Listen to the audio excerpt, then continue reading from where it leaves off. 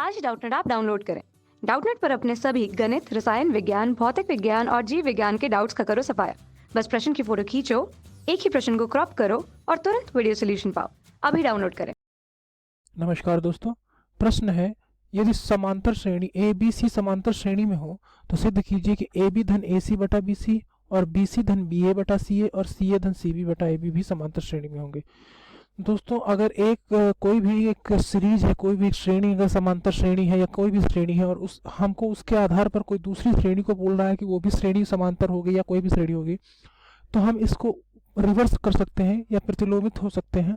हम मान सकते हैं कि यह श्रेणी जो है, जो हम लोग को दी है, ए बी धन ए सी बटे बी सी या बी सी धन बी ए बटा सी ए या फिर सी ए धन बी सी बी बटा ए बी, ये जो श्रेणी है ये समांतर श्रेणी है और इसके बिहाफ पर हम इसको ए बी सी को सिद्ध कर देंगे कि ये समांतर श्रेणी में होंगे।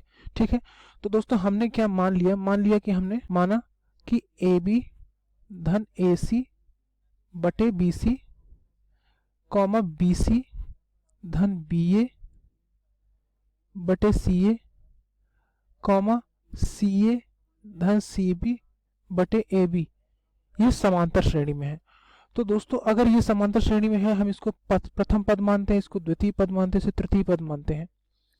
तो दोस्तों यहाँ से क्या हो जाएगा, 2 - 1, यानी कि समांतर श्रेणी की शर्त क्या होती है दोस्तों, बी सी धन बी ए बटे सी ए माइनस ए बी धन ए सी बटे बी सी। दोस्तों ये क्या हो जाएगा, तीसरे पद से दूसरा पद घट जाएगा, वही बराबर होगा। इसे लिख सकते हैं सी ए धन सी बी बटे A B minus B C धन बी ए बटे सी ए। तो दोस्तों यही शर्त होती है समांतर श्रेणी की। ठीक है दोस्तों, अब यहाँ से देखते हैं, हम सभी चारों पदों के हर को बराबर कर देते हैं। अब जैसे इसका हम मानते हैं कि ए बी सी अगर इसका हर होगा तो इसको हमें किससे गुणा करना पड़ेगा, बी से, तो हम इसे बी से अंश में गुणा कर देते हैं। उसी तरह से इसमें ए से गुणा करना है हर में, तो अंश में भी ए से गुणा कर देते हैं। उसी तरह से यहाँ पर सी से गुणा करना है तो हम यहाँ से सी से अंश में भी गुणा कर देते हैं, और यहाँ पर बी से गुणा करना है तो यहाँ पर भी हम अंश में बी से गुणा कर देते हैं। तो दोस्तों यहाँ से हम आगे देखते हैं। दोस्तों अब यहाँ पे हर बराबर हो गया तो ये हम इन सारे हर कट जाएंगे। तो अब हम अंश के पदों को लिख लेते हैं।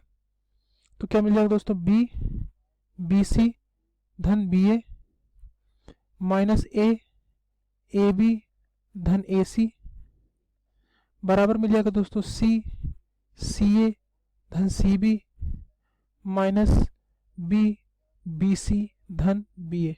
दोस्तों आशा करता हूँ यहाँ तक आपको समझ में आ गया होगा।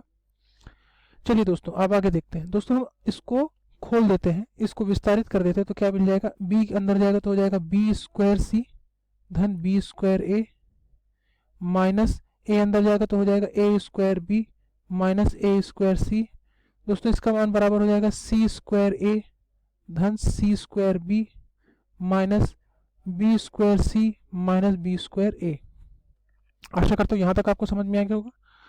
दोस्तों अब ध्यान से देखते हैं, अगर हम इस पद को और इस पद को एक साथ ले लें और इस पद को दूसरे पद को और तीसरे पद को साथ ले लें तो कोई दिक्कत नहीं होनी चाहिए। इसी तरह इसमें भी हम दूसरे पद को और तीसरे पद को साथ ले लेते हैं और अंतिम पद को और प्रथम पद को भी साथ ले लेते हैं। तो दोस्तों अब इसके बाद हमारा क्या समाकलन हो जाएगा, आई एम सॉरी दोस्तों, हमारी श्रेणी क्या हो जाएगी दोस्तों, देखते हैं यहाँ से। दोस्तों यहाँ से हो जाएगा B square C minus A square C. दोस्तों यह हो जाएगा धन यहाँ से हो जाएगा B square A minus A square B. दोस्तों ये किसके बराबर हो जाएगा, C square A minus B square A धन C square B minus B square C के बराबर हो जाएगा दोस्तों। चलिए दोस्तों हम आगे देखते हैं। दोस्तों अब इसे हम लिख सकते हैं, यहाँ से देखेंगे सी दोनों पदों में कॉमन है तो हम दोस्तों इसे सी बाहर ले सकते हैं, उभयनिष्ठ ले सकते हैं इसे। तो सी को हमने उभयनिष्ठ ले लिया तो क्या मिलेगा हमें, B square minus A square. दोस्तों यहाँ से ए बी हम दोनों पदों में है तो हम इसको यहाँ पे उभयनिष्ठ ले सकते हैं। तो ए बी उभयनिष्ठ लेंगे तो क्या मिलेगा दोस्तों, बी माइनस ए मिलेगा बराबर। दोस्तों यहाँ से ए सी, यहाँ पे भी हम ए कॉमन ले लेते हैं दोस्तों, ए क्या मिलेगा दोस्तों, यहाँ से सी स्क्वायर माइनस बी स्क्वायर और धन दोस्तों यहाँ से बी सी हम कॉमन ले लेते हैं या फिर उभयनिष्ठ ले लेते हैं तो यहाँ से मिलेगा सी माइनस बी। ठीक है दोस्तों। अब दोस्तों हम आगे देखते हैं, इस बाएं पद को हम यहाँ पर क्या लिख सकते हैं, c, चूंकि ये b धन 1 गुणनखंड रूप में लिख सकते हैं b माइनस 1, धन यहाँ से दोस्तों a भी हो जाएगा b माइनस a। इस तरह से दोस्तों इसे लिख सकते हैं a c माइनस b और c धन b, धन इसे लिख सकते हैं दोस्तों bc c माइनस b। दोस्तों हम इसे आगे हल करते हैं। अब दोस्तों यहाँ से देखते हैं, यहाँ पर b माइनस a भी उभयनिष्ठ है, तो हम इसे आगे हल करने में लिख सकते हैं दोस्तों। तो इस आगे हमें पद क्या हो जाएंगे दोस्तों, यहाँ से b माइनस a अगर हम दोनों में उभयनिष्ठ लें तो दोस्तों यहाँ से फलन क्या मिलेगा हमारा, c b धन a धन a b। और उसी तरह से दोस्तों यहाँ से अगर हम देखें तो c ऋण b यहाँ से भी उभयनिष्ठ है, तो c ऋण b हम यहाँ से ले लेंगे उभयनिष्ठ, तो क्या मिलेगा दोस्तों यहाँ से a c धन b धन बी सी। ठीक है दोस्तों। दोस्तों अब इसे हम आगे हल करते हैं।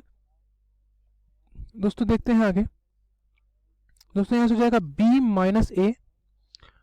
अब अगर हम इसे ओपन करते हैं, खोलते हैं, तो सी बी धन सी ए धन ए बी। दोस्तों इसका मान क्या हो जाएगा, c माइनस बी। दोस्तों यहाँ से हो जाएगा ए सी धन ए बी धन बी सी।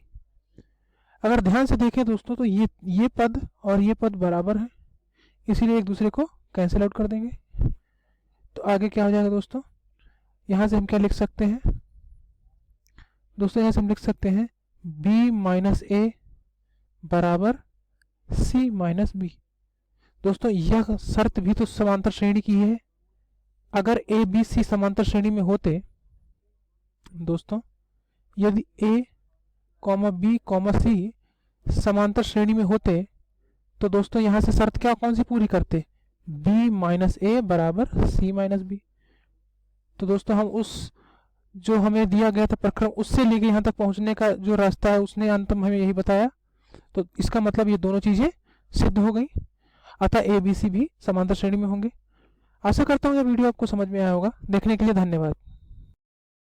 कक्षा 6वीं से 12वीं से लेकर नीट IIT JEE वो एडवांस के लेवल तक 1 करोड़ से ज्यादा छात्रों का भरोसा।